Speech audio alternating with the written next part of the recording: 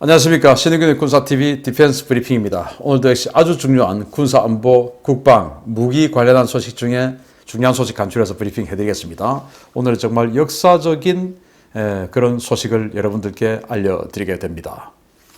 이제 미군 작전에서 구형 F-18 전투기, 일명 레거시 호넷을 더 이상 볼 수 없게 됐다는 소식입니다. 최후의 레거시 호넷 스쿼드론으로 불린 비행대가 마지막 작전 배치를 마치고 기지로 복귀해서 기종 전환 준비에 들어갔다는 소식입니다. 지난해 6월 니미츠 항모 타격 전단에 배치되어 F-18C 레거시 호넷 최후의 작전 배치에 나섰던 미 해병대의 제323 전투 공격 비행대가 2월 24일부로 작전 배치를 마치고 르무어 해군 항공기지로 복귀했다고 폭스뉴스가 현지 시각 2월 25일 보도했습니다. 폭스뉴스는 니미츠 전단이 샌디에고로 복귀함에 따라 여기에 배속됐던 비행대들도 속속 육상기지로 복귀하고 있으며 25일 오후에 르무어 기지로 복귀하는 항공기 가운데는 최후의 레거시 호넷 VMFA 323도 포함되어 있다라고 전했습니다. 지난해 4월 1일 워싱턴주 브레머튼에서 출격해 거의 11개월에 가까운 임무를 소화한 니미츠 전단은 미 해군과 해병대를 통틀어서 유일하게 남아있는 F-18CD 비행대인 VMFA 323을 싣고 아시아 태평양과 중동 지역에서 임무를 수행해 왔습니다. 이번 임무에 동행한 미 해병대 VMFA 323은 미군이 보유한 호넷 계열 가운데 가장 노후된 C형을 운용해 왔는데요. 이번 임무를 끝으로 이 C형은 모두 퇴역하고 4세대 스텔스 전투기인 F-35C 기종으로의 기종 전환에 들어갈 예정입니다. 이번 니미츠 전단 배치가 끝남에 따라 이제 레거시 호넷은 미 해병대에서도 모두 퇴역하게 되었는데요. 이러한 개편에 따라 올해부터 전개되는 미 항모 항공단의 전투기는 F-18EF 슈퍼 호넷과 F-35C 라이트닝 2 기종으로 이원화되게 되었습니다. 자, 호넷 전투기, 레거시 호넷이라고 하죠. 이제 원래는 그냥 호넷이라고 했는데 슈퍼 호넷이 나오고 나서 조금 이제 나누어서 부른다고 해서 레거시 호넷이라고 합니다. 이 호넷 전투기 과거에 우리 한국 공군에 들어올 뻔했죠. 6억 사업 해가지고 호넷 전투기 80대 구매하려고 했다가 마지막에 노태우 대통령이 뒤집어가지고 F-16CD 파이팅 펠컨 120대로 바꿨는데 그거 가지고 잘 모르는 사람들은 이야 그거 돈 받아 먹었다 잘못됐다 하는데 사실은 저는 굉장히 잘한 결정이다. 80대의 F-18을 하지 않고 120대의 F-16을 하기로 한 결정은 정말 신의 한 수였다 라고 생각하는 사람이에요. 저는 수십 년 전부터 그렇게 생각했습니다. 아무튼 지금 주제는 호넷이니까 어쨌든 그거 나중에 또 따로 이야기를 할 기회를 가지고요. 이 호넷은 미 해군은 우리는 공군하고 달라 우리는 따로 가 라고 하는 상징입니다.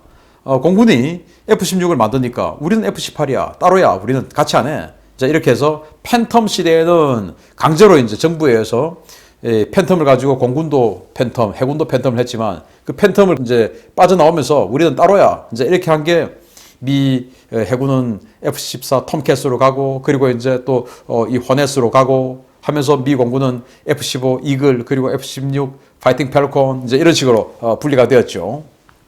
자, 그래서 미 해군 항모 항공단의 상징으로서 지금까지 운영을 해왔었고 과거 F-14하고 이 레거시 호넷이 짝을 이루어서 항모 전투단을 구성하던 시대에도 이 F-14가 제공, 방공 임무를 했고 이 F-18은 주로 폭격, 대함 타격, 그리고 지상 폭격 이런 임무를 했어요. 그리고 이제 이 F-14 톰캣이 퇴역하고 슈퍼 호넷이 들어왔죠. 그래서 슈퍼 호넷이 또 지금도 또 제공, 그리고 이제 이 레거시 호넷이 타격 이런 임무를 해왔었습니다. 그런데 이제 레거시 호넷이 점점 없어져서 전부 슈퍼 호넷으로 바뀌는 중에 이제 F-35가 나왔죠. 그래서 이제 지금부터는 F-35로 또 전환을 하게 되죠. 그래서 항공모함에 탑재되는 이 전투기들은 해군 항공단도 있지만 해병 항공단도 항공모함에 탑재가 됩니다. 그래서 이번에 이 323 전투비행대대는 해병대 소속이에요. 그러니까 미군 전체로 따져봐서 모든 미군에서 F-18 레거시 호넷을 CD라고 하죠. 그 레거시 호넷을 사용했던 마지막 대대는 해병대입니다. 그래서 이번 니미츠 항공모함의 출격을 마지막으로 이제 미군에는 F-18CD 레거시 호넷은 없어집니다. 다음부터는 이제 이 비행대가 F-35로 대체가 기종 전환을 한다고 하네요.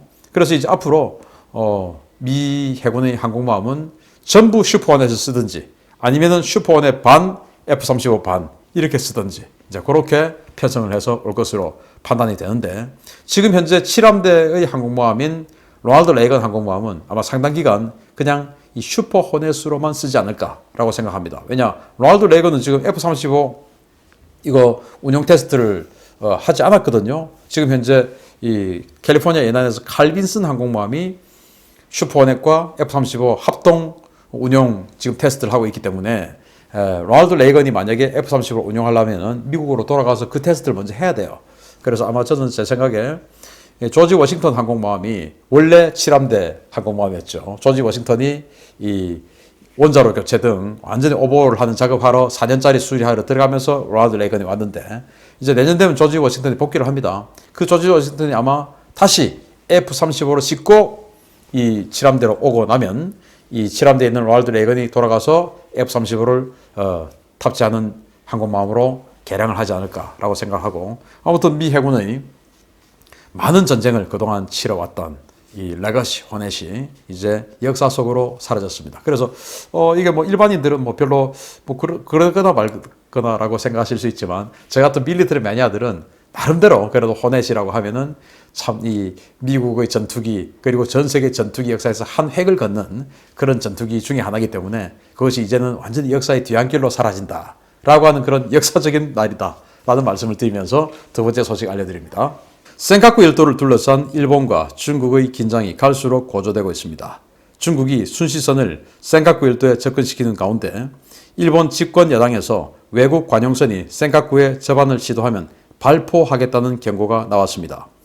일본 해상보안청은 관계 법령에 따라 일본 영토인 센카쿠 열도에 접근해서 접안을 시도하는 외국의 관용 선박에 대해 발포할 수 있다고 일본 집권 자민당 관계자가 2월 25일 교도통신에 밝혀서 파장이 일고 있습니다.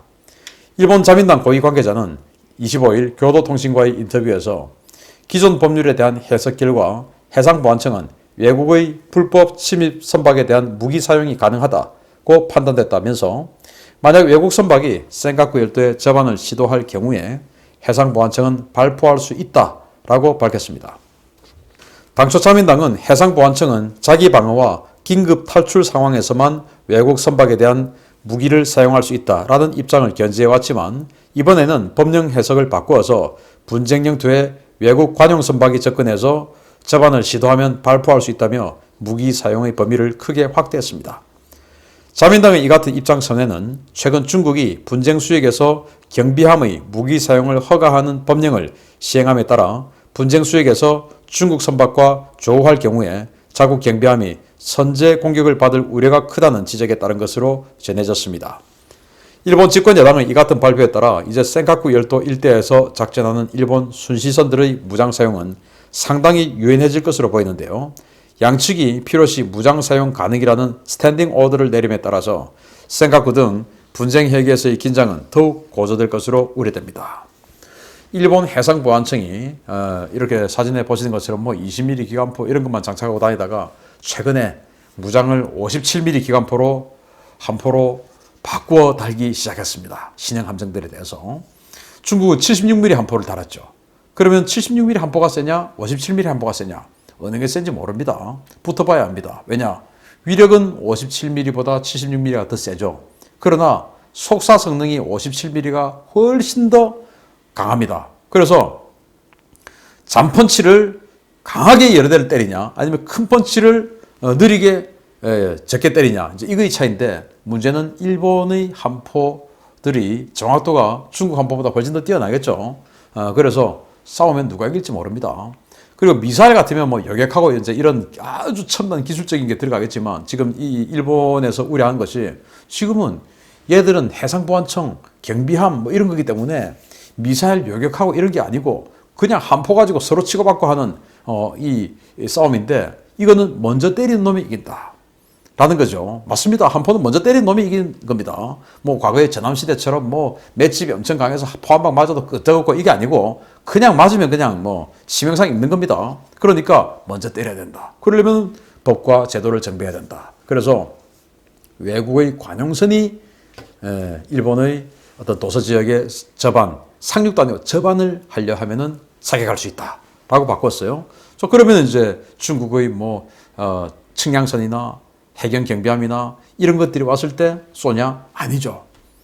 중국은 어선들에도 상당수의 해상 민병이 운영을 하고 있죠. 그래서 저 해상 민병이야. 그 해상 민병을 우리는 중국 관용이라고 봐. 왜? 해상 민병은 중국 해군의 통제를 받으니까. 그래서 민간인 선박이 접근한다 하더라도 저거 해상 민병이야 하고 쏴버릴 수 있다 이겁니다. 그래서 정말로 이 센카쿠 열도 그리고 남중국해 이 일원에서 중국과 일본이 실제로 함포를 주고받는 우발적인 상황이 벌어질 수 있는 그런 가능성이 상당히 높아졌다라고 생각이 되고, 아무튼 그렇게 되었을 경우에 큰 인명 피해 없이 국제 질서를 준수하는 측이 승리하기를 기대하겠습니다. 마치겠습니다. 감사합니다.